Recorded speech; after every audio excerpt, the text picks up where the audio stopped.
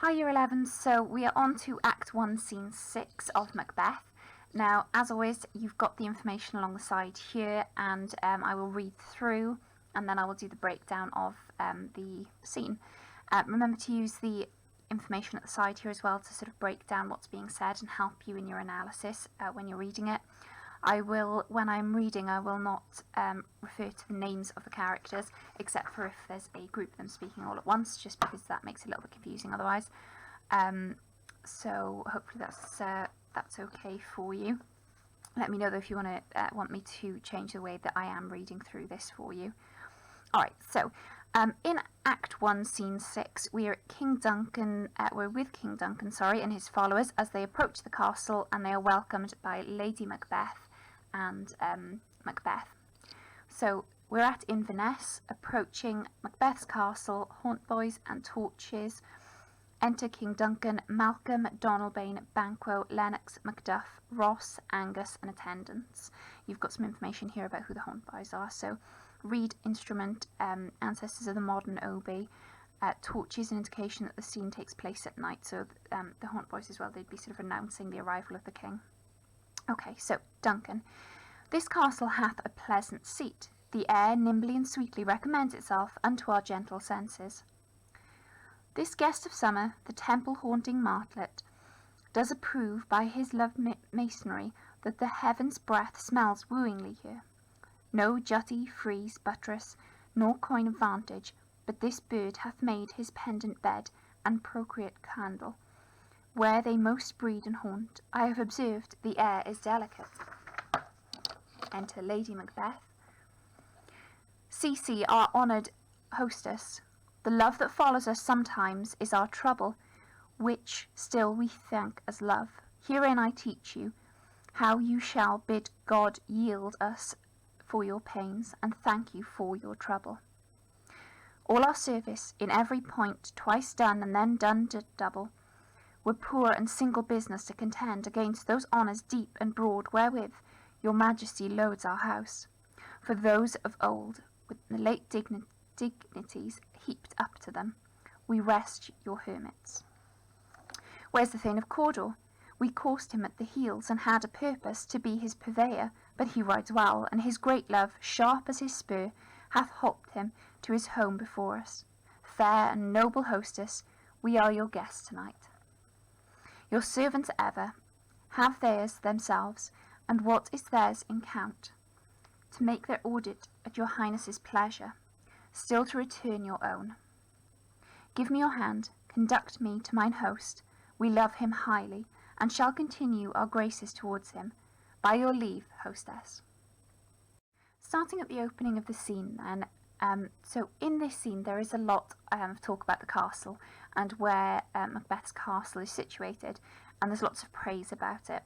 So Duncan sort of says that it has a pleasant seat, so in other words it's got a pleasant setting, situation, so the environment around the castle, it's very pleasant. The air nimbly and sweetly recommends itself unto our gentle senses. So there's a pleasant environment, a pleasant part of Scotland that Macbeth's castle sits in.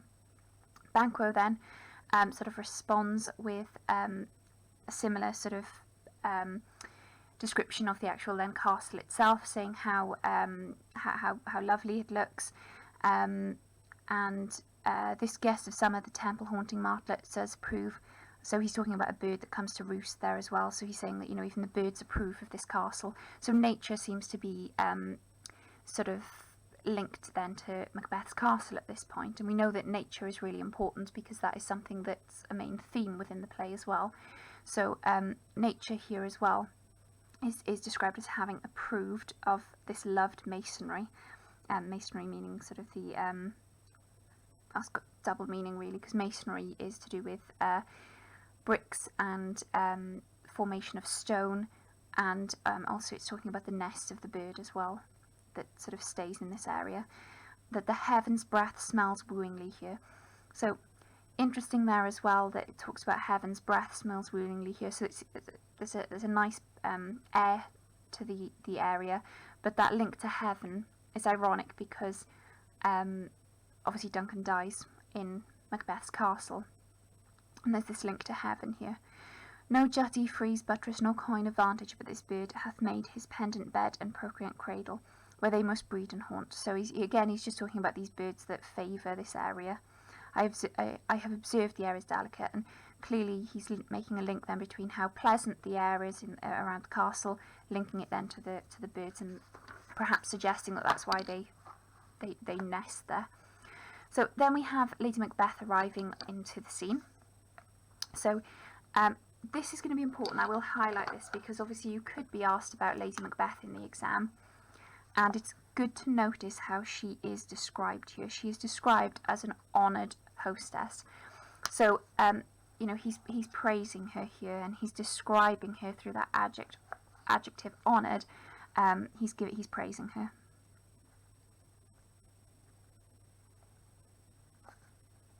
And we can compare that to later on in the play at the very end, where she's described as this fiend-like queen. So it provides juxtaposition to the end of the play there as well. But also this idea as well that links into the theme of appearance versus reality, because he's praising her when we know as an audience we have this knowledge previously of her describing the idea of killing Duncan. Never that morrow shall he see.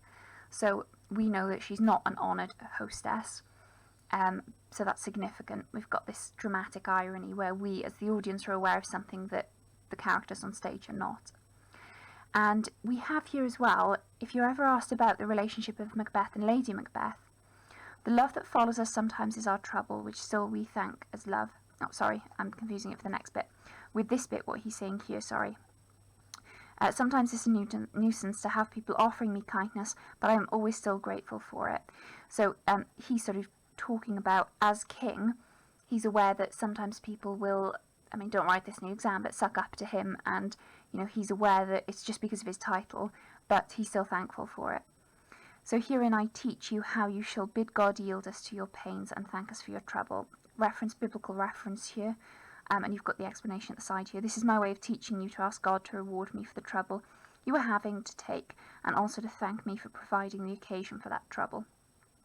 He seems a little bit arrogant there, really, in what he's saying, but hopefully that makes it clear what he's suggesting there. So he's saying, this is my way of teaching you to ask God to reward me for the trouble you are having to take, and also to thank me for providing the occasion for that trouble.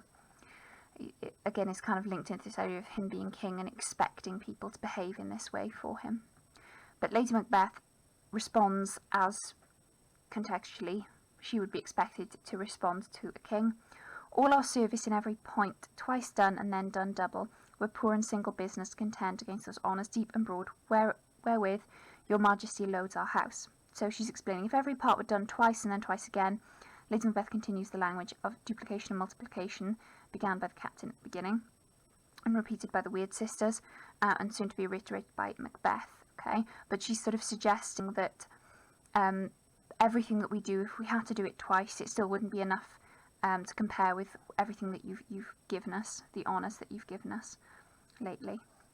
For those of old and the late dignities heaped up to them, we rest your hermits. So you've got the, again, information at the side here that will help you. So contend, to compete, and those of old, so those honours bestowed of us in the past and recently. So hermit, persons bound by vow or fee to pray for someone. So she's sort of suggesting that it's their duty, and that's important because actually there's a contextual link there. We know that contextually everyone had their place in society, everyone had a duty to perform, everyone had a role to fulfill, and actually it links to this idea of the great chain of being then. So I'm going to make a little note there. Duty equals great chain of being. The great chain of being. It's that idea of their role, their duty. And then Duncan asks about Macbeth. So, where's the Thane of Cawdor? We coursed him at the heels and had a purpose to be his purveyor, but he rides well. Now, this is the bit I was confusing here. So, when it talks about, and his great love, sharp as his spear, hath holped him to his home before us. So his great love is a reference there to the relationship between Macbeth and Lady Macbeth. So even outsiders comment on their relationship as a great love. So Duncan realises the love and affection that Macbeth has for his wife. Sharp as his spear hath holp him to his home before us. Fair and noble hostess, we are your guests tonight. So again, we've got this description of Lady Macbeth, and again, dramatic irony here, as we know she is not a fair and noble hostess. So those adjectives, again, sort of linking to the idea of dramatic irony.